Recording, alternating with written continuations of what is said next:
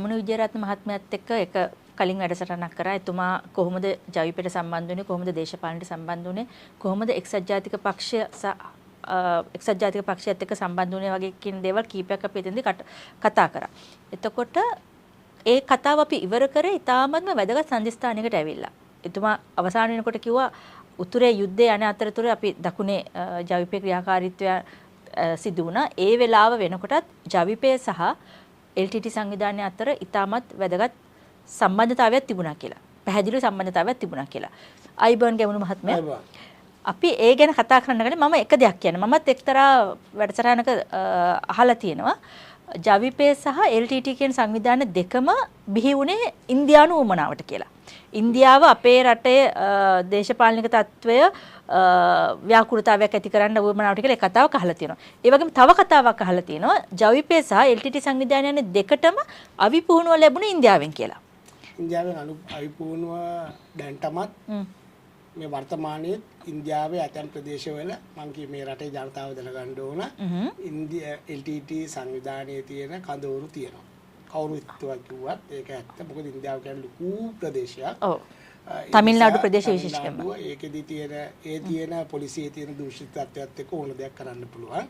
ඒ විශේෂයෙන්ම කියන්න ඕන හැබැයි ජවිපෙට නම් ඉන්දියාව අරහන්. හරි. ජවිපෙට ඉන්දියාව අරහන්. එතකොට ජවිපෙ දෙකට කැඩුනා.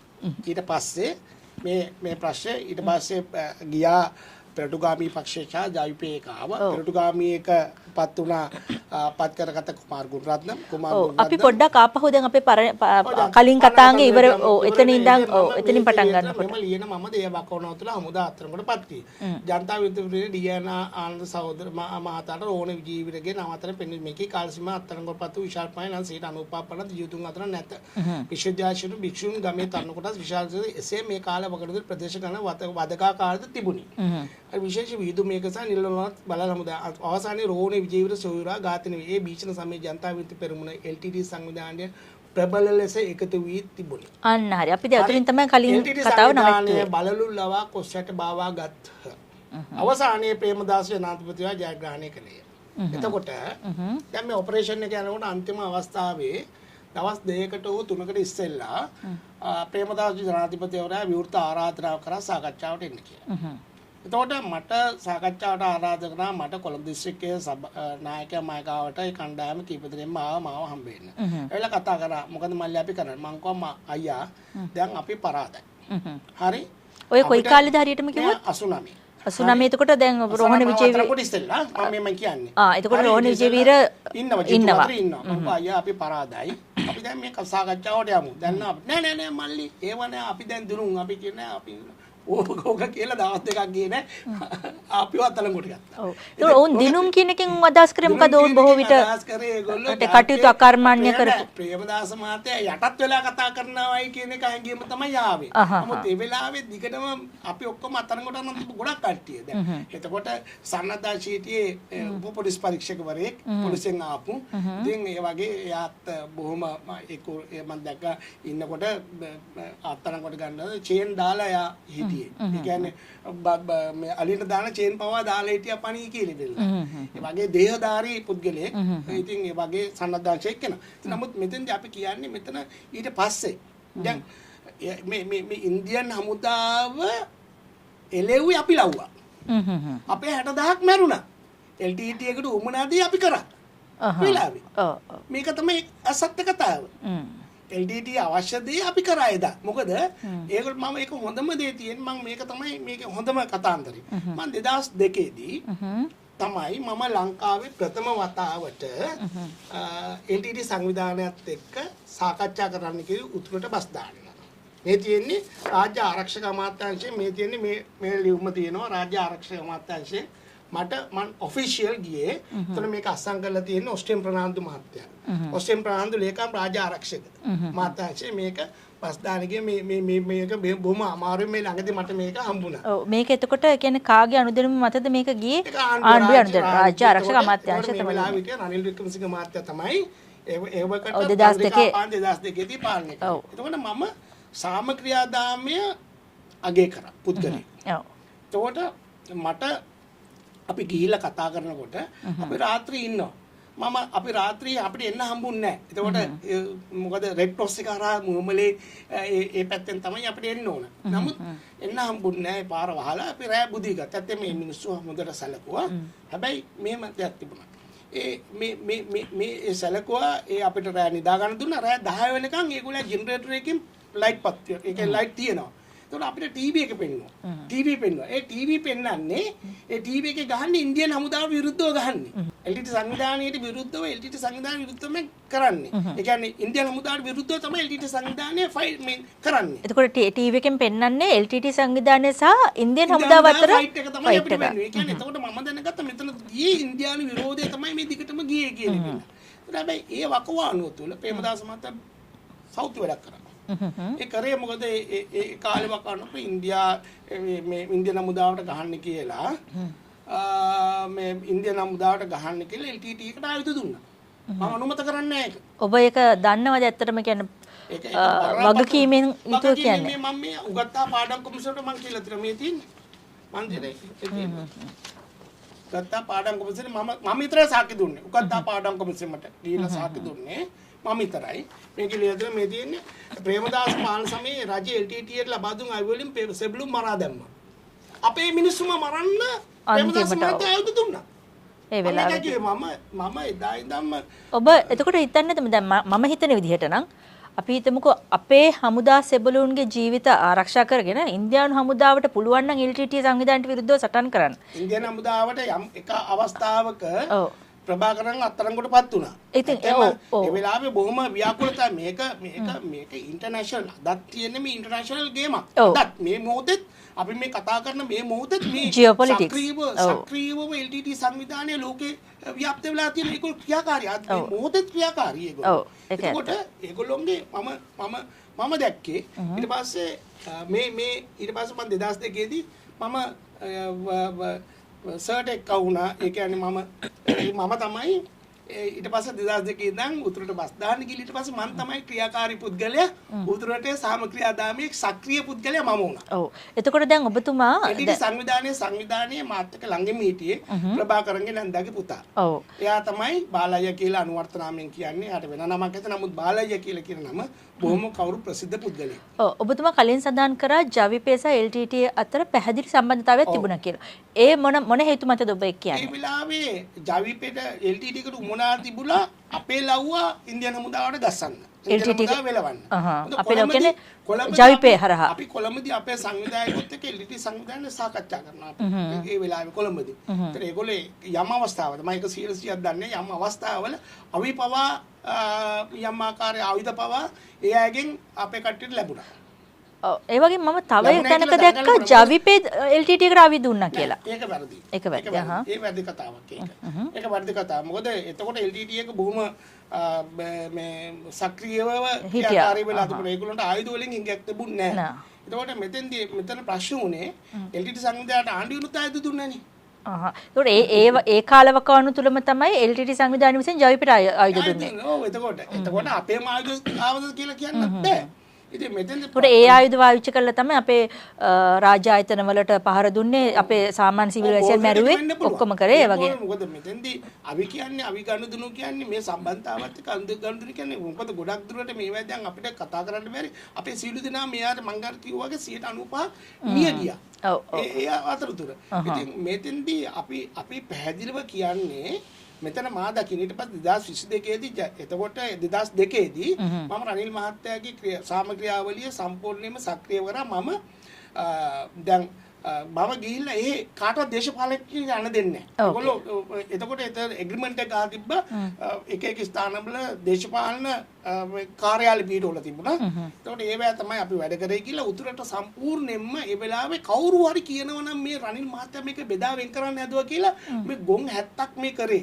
මොකද ඒක තමයි මොකද අපි මම ඒ වෙලාවේ දැක්කා විමාලි වීරවංශලා ජවිපේලා ජවිපේ කට්ටිය එතකොට විමාලි වීරවංශ ජවිපේ හිටියේ. ඉන්න කතා කරන නඩු වික්‍රමසිංහම පාවා දෙන්න හදනවා. දොන් ජුවන් ධර්මපාල කියලා කිව්වා කොටි සංවිධානයට ලියවිල්ලක් කරා උතුර නැගෙනහිර බාර දෙනවා කියලා කිව්වා. ඒකට මම හිතන්නේ මේක තමයි රටේ ජනතාවට වැදගත්ම දේ. මේක මිනිස්සු දන්නේ නැහැ මේ රනිල් මහත්තයාගේ උපක්‍රමය මොකක්ද කියලා. ඇයි ඒ වගේ කතාවක් හැදුනේ? මොකක් නිසාද? මේක කඩන්න ඕන. මම කියන්නේ ඔගේ කතන්දරේ. එතකොට මේක කඩන්න ඕන මොකද හේතුව දැන් මේ වෙලාවේ දැන් මම චුන්නාගම් බස් ස්ටෑන්ඩ් එකට ගිහිල්ලා මම බස් ස්ටෑන්ඩ් එක ජයු LTT එක්ක අපි දෙගොල්ලෝ එක්ක වෙලා මම ඕපන් කරනවා. මම සිංහලෙන් කතා කරනවා. 2002 2002 දී සිංහලෙන් කතා කරනවා. ඒකට සටන් විරාමයේ ඇතුළත. සටන් විරාමයේ ඇතුළත. ඉතින් මම අභියෝග කරනවා.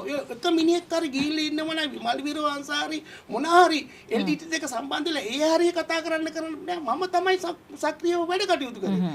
සාමක්‍රියාවලිය. එතකොට ඒක මම ඊට පස්සේ තලුගුණේ මහත්තයාට එතකොට හිටියේ කවුද මේ හිටපු ජනාධිපති කවුද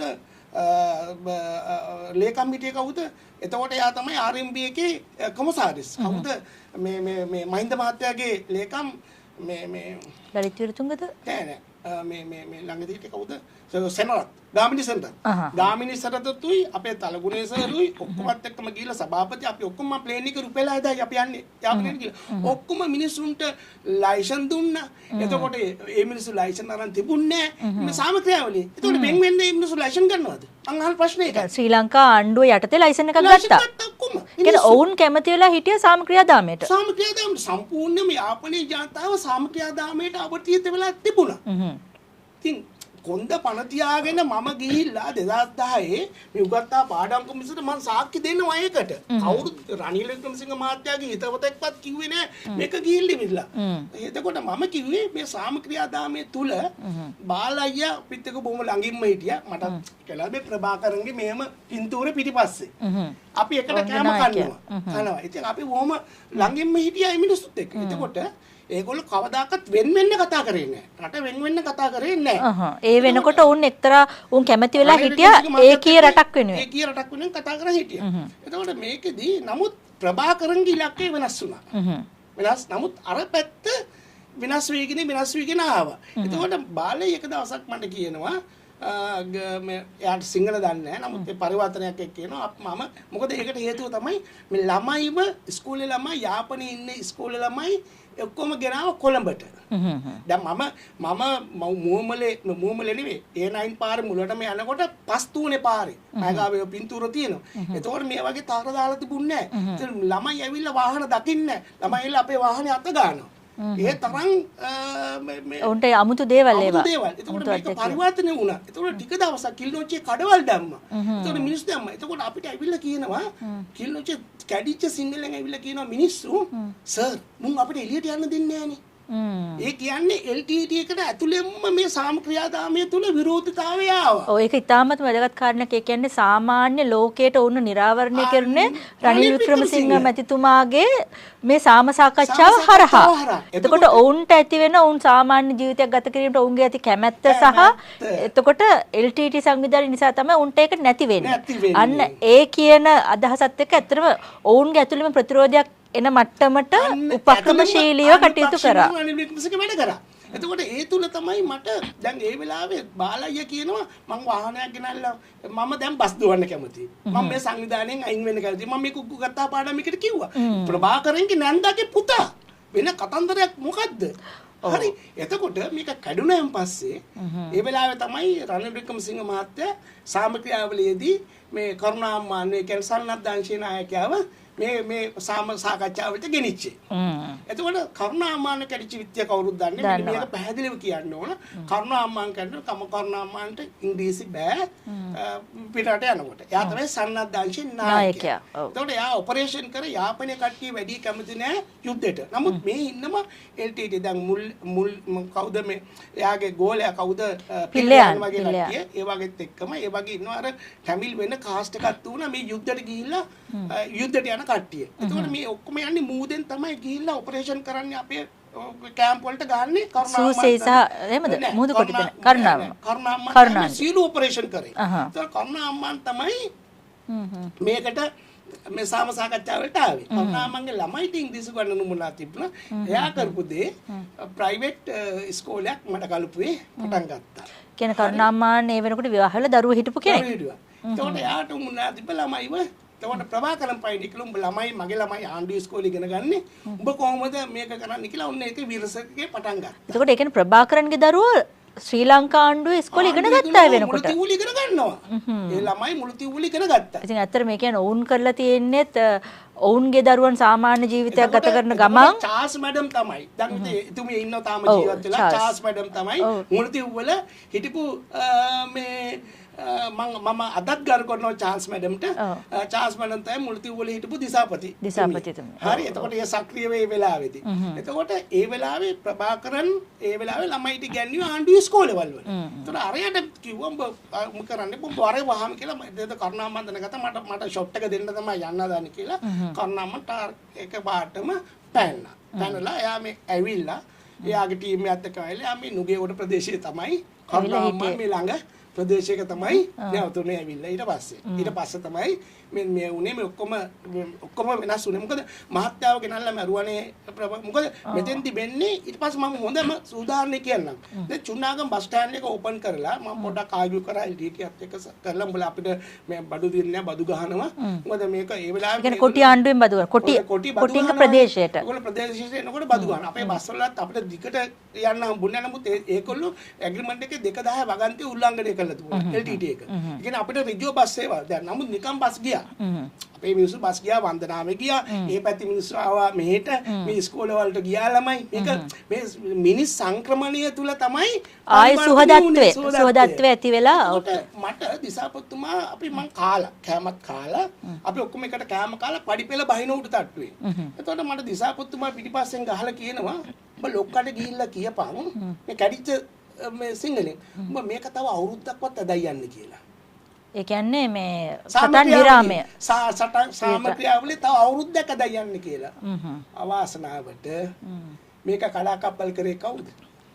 උමාලි විරවංශලා ජයිපේ කණ්ඩායම කඩා. මොකද ඒගොල්ලෝ දන්නවා අනිවාර්යයෙන්ම මේක කැඩුනොත් රට සක්‍රිය වෙලා මේක රනිල් වික්‍රමසිංහ මහත්තයා මේක හරියට කරනවා කියලා. මොකද ඒක අවාසනාවන්ත විදිහට කඩලා දැම්මා. කඩලා දාලා ඒ ගැටේට චන්ද්‍රිකා කුමාරතුංග තව වුණා.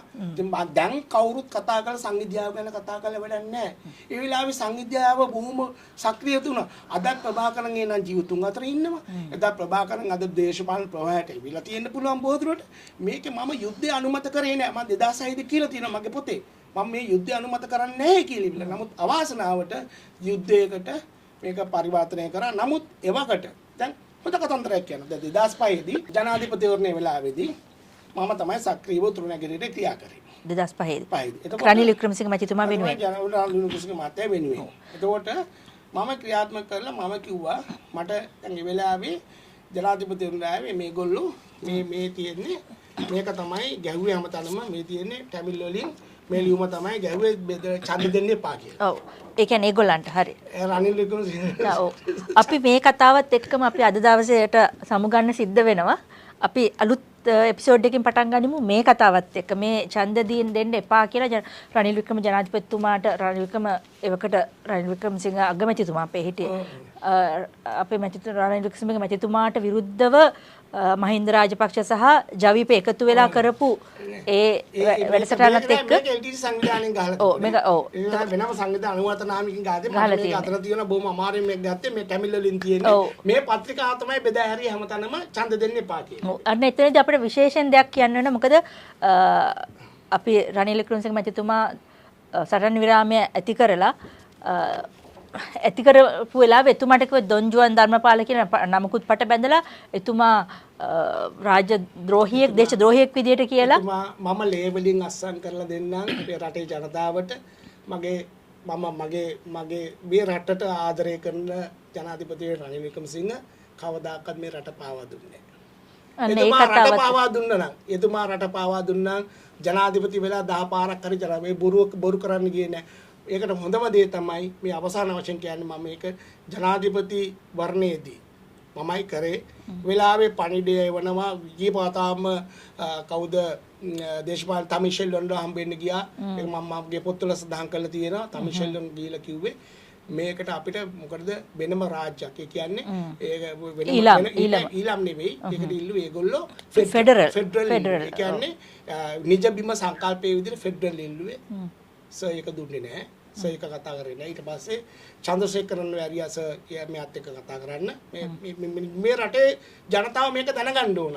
ඊට පස්සේ ජනාධිපතිවරණයේ දවස් දෙකකට ඉස්සෙල්ලා මේ පත්‍රිකා මුළු උතුරු ප්‍රදේශයෙන් බෙදා හැරලා තිබුණා. ඊට පස්සේ පුවත්පත්වල සඳහන් කළා තිබුණා ජනාධිපතියට උදව් කරන්නේ නැහැ කියලා. ඊට පස්සේ මට මාධ්‍ය වලින් මම සක්‍රීයව LTT දෙක වැඩ කටයුතු කරපු නිසා මට ආව පණිවිඩය සර්ට කියන්න පුළුවන් නම් මාධ්‍ය වලින් කටවචන නෙවෙයි මාධ්‍ය වලින් හරි අපිට ස්වන් නිර්ණයිතය දෙනවා කියලා. එතුමා දුන්නේ නැහැ. සර් දුන්නේ නැහැ. රනිල් වික්‍රමසිංහ මහත්තයා දුන්නේ නැහැ. එයා හිතින්වත් රට පාවා දුන්නේ නැහැ. එයාගේ හිතින්වත් එයා රට පාවා දුන්නේ නැහැ. එතුමාට මම ගරු කරන්නේ රනිල් වාදියෙක් කියලා. රනිල් ඒ මතයට මම ගරු කරන්නේ ඒකයි. මම මගේ රටට ආදරෙයි. ඒ නිසා තමයි එතුමාත් ඒ වගේම රටට ආදරෙයි. මේක ඉතාමත් කඳුළු තියෙන කතාවක්. ගොඩක් කට්ටියට මේක මම පස්සේ කියන්නම්. එතුමාගේ කඳුළු කතාව සහ මේ රටේ ඉදිරියේ තියෙන කඳුළු කතාව. අපිට බොහොම වැදගත් ඒ කතාව අපි දැනට සමුගන්න ඔබතුමාගේ බොහොම ස්තුතියි අද අපිත් එක්ක සම්බන්ධ වුණාට. අපි නැවත මේ වගේ කතන්දරත් එක්ක අපි මුණ ගැහෙමු. ඉතා වැදගත් පණිවිඩයක් ඔබ අවසාන මොහොතේ අපිට ලබා දුන්නා. රනිල් වික්‍රමසිංහ කියන කවදාවත් රටට විරුද්ධ වැඩ කරපු කෙනෙක් නෙමෙයි. හිතින්වත් වචනකින්වත් සිතුවිල්ලකින්වත් රටට විරුද්ධ වැඩ කරපු කෙනෙක් නෙමෙයි කියන බොහොම ස්තුතියි. අදට සමුගන්නවා.